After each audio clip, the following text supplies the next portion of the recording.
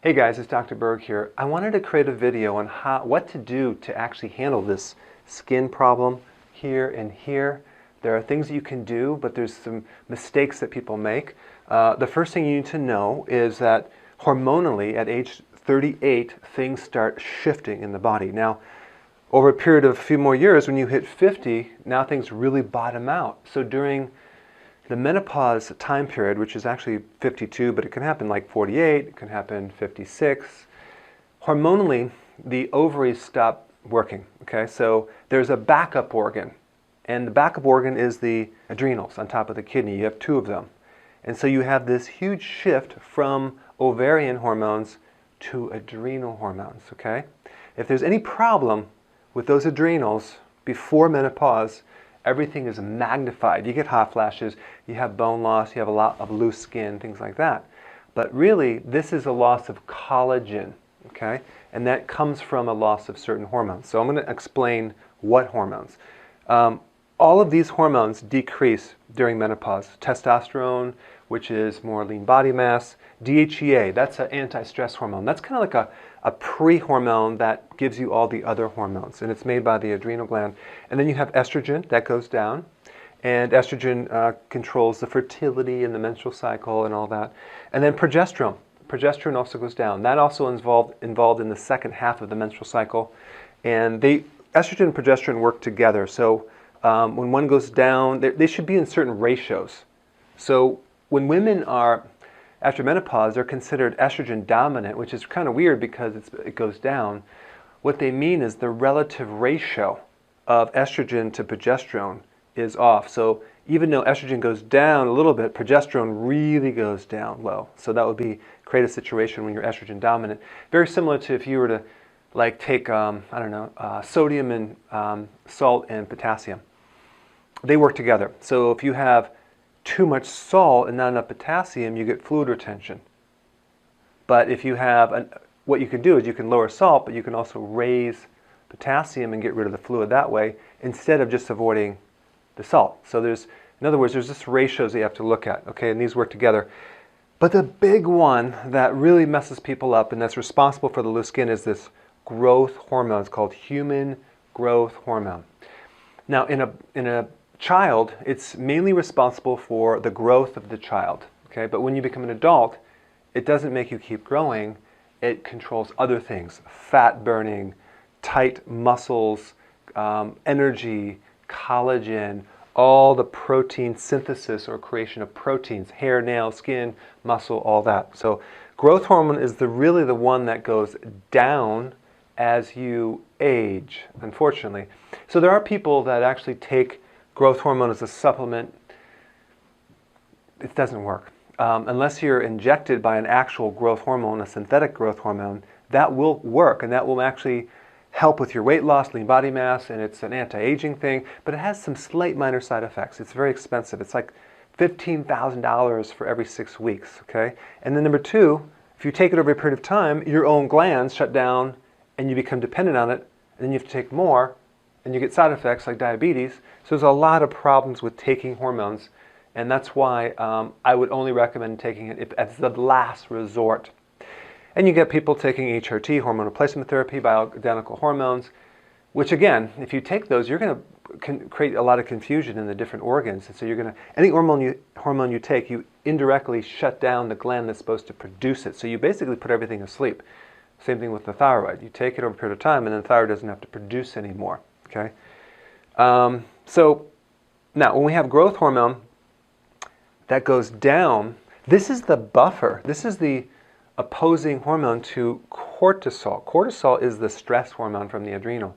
That's the one that's very destructive on your protein. So if that's too high, your body becomes in what's called a catabolic state or a cannibalistic. It breaks down proteins faster than it's building back up.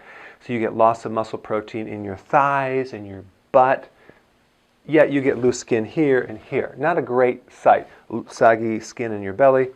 So really the loose skin is a combination of not enough growth hormone and too much cortisol. But remember, cortisol might test normal in your blood, but the ratio is very, very high cortisol, low growth hormone. So even though it's normal, it has nothing to oppose it. There's nothing to buffer it.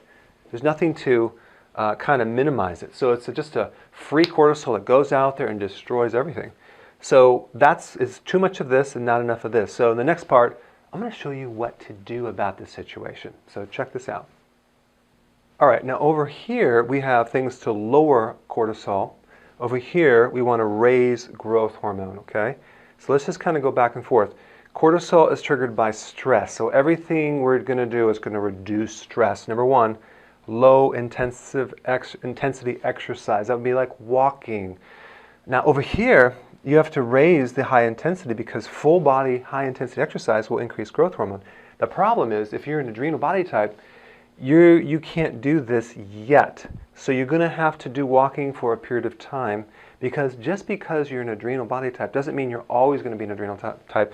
You want to get out of that type and shift over here to be able to increase the growth hormone, but we have to get you sleeping first to be able to handle this intensive exercise. But ideally we want to work up to more intense exercise. So you're going to walk at first, and then as you graduate slowly or gravitate into higher intensity, you want to do high intensity, full body, short workouts with lots of rest. Now the P90X is a great workout, but I would extend that rest longer if you had an adrenal problem, because the key is you could be overtraining, especially if you're doing high intensity every day and you're not sleeping. You're not going to actually lose weight. Your body's going to turn to mush. I had a lady that did the boot camp, and she was just, her whole body turned to atrophy, just skin hanging on her body, and just no tone at all. So that person, maybe she should work out once a week, but the whole key is recovery, okay? So you can overdo it. So we started with the low intensity exercise, walking, long walks every day, just get in your space, not sitting from a treadmill watching TV, but getting out there. Okay, so sleep will lower this and increase this. So sleep is really important. There's a lot of videos I have on sleep. There's nutrition you can take, there's techniques you can do, but that's for another video. But the bottom line is we need to increase sleep. I do not recommend staying up past 12. The optimum time to go to sleep is about 10:30, maybe 11, but don't watch the news before you go to sleep. Watch a comedy, don't watch a scary movie, it's going to mess up your sleep. Number three, support the gland. Again, there's techniques I have, acupressure, nutrition, you can support the gland instead of the hormone. That would be smart. Avoid stress, mainly stressful people, relationships that you're involved with. That always messes someone up. I have a gal who's stuck with this particular individual and she can't get out of it. She's married, she has kids, and she has a situation because he's not willing to change, so it's a constant battle. That messes everything up. Then you compound that with menopause, not a pretty sight, okay? But we want to try to do things to avoid stressful people and situations. Potassium foods, important. That's the leafy greens, huge salads, not bananas or sugar. B vitamins, nutritional yeast is the best B vitamins. I would highly recommend that. These two actually lower stress. And then avoid sugar, because that will raise this as well, okay? Now over here, intense exercise, sleeping, protein does trigger growth hormone, but not a lot. If you have too much, it'll increase insulin, which will inhibit this. So we want just a little bit, maybe 3 to 4 ounces each meal. But we need some protein. If you're a vegetarian and you don't have the density of protein, it's very difficult to stimulate growth hormone, okay? Animal meat or animal products is the best for this, but just small amounts. Okay, intermittent fasting. Now with this one, it's not necessarily you have to fast for days, but if you actually eat all these snacks between the meals, that's messing up the liver, and that keeps the liver overworking all the time. If you did 3 meals a day and no snacks, that would be intermittent fasting, okay? That's what I consider intermittent fasting. Even if you did breakfast and then a good lunch and you didn't eat anything after that, that would be intermittent fasting. That will increase growth hormone. But if you're snacking and grazing, yeah. Why? Because the liver is where the growth hormone works through. So that liver is the hub, and that's connected to the digestion. So anything that is a strain on the digestion will slow the liver and slow this hormone. So if you have constipation, for example, or bloatedness or a gallbladder problem, it's going to be hard to raise this because growth hormone comes from the brain, goes right through there, and doesn't always work. And then the next one is the decreased cortisol. Fixing this and avoiding sugar again will also improve these. So these are kind of the basic things that I look at if a person wants to tighten up their skin and lose weight. I'm going to look at all these things. I'm going to find out which one can we implement that they're not already doing. I'm going to look for ways that I can improve things they're doing but make it better. And these are a kind of a good flow chart that you can use to tighten things up.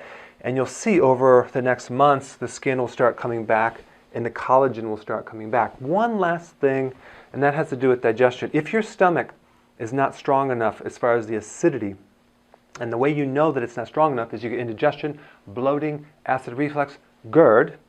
That means you don't have enough acid. Watch my videos on that. Then you can't break down the collagen or the protein to be able to assimilate and pull it into your skin. That could be a reason why you have loose skin too, because you're just not digesting it. So if that's the situation, you can take something to acidify the stomach and really pull in that collagen into the cells to allow your skin, nails, hair, collagen to come back. And a really acidic stomach will allow you to absorb the minerals too, especially the trace minerals. And there's other videos I have that show about what trace minerals do. But trace minerals are basically minerals needed in small amounts that allow the protein to work better in your body. And that would be one supplement that might be very helpful if you have also hair loss and brittle nails, things like that. So it's not the big thing, but it'll actually kind of assist in that area. Okay, so go ahead and try these things and comment below, and I will see you in the next video.